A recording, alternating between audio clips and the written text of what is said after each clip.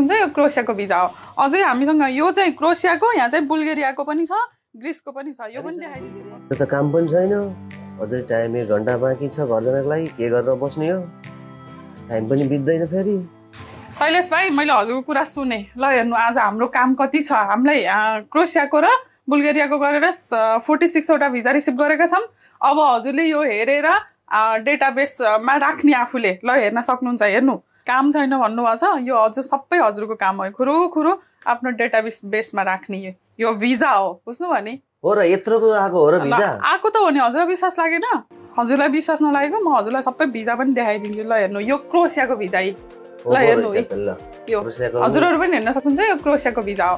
अझै हामीसँग यो चाहिँ क्रोएसियाको, यहाँ चाहिँ बुल्गेरियाको पनि छ, ग्रिसको पनि छ। यो पनि देखाइदिन्छु म। ग्रिस, क्रोएसिया सबैबाट आएको। ल हेर्नु, बुल्गेरिया नाम पनि पढ्नु निहालेर हेर्नु। यो बुल्गेरियाको भिजा हजुरहरू पनि हेर्न सक्नुहुन्छ। यो बुल्गेरियाको भिजा हो।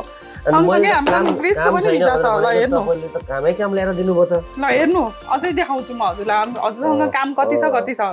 यो चाहिँ माल्टाको भिजा हेर्न सक्नुहुन्छ। यो चाहिँ माल्टाको पनि लागेछ। हेर्न सक्नुहुन्छ। हजुरहरू पनि माल्टाको भिजा लाएर आएको छ।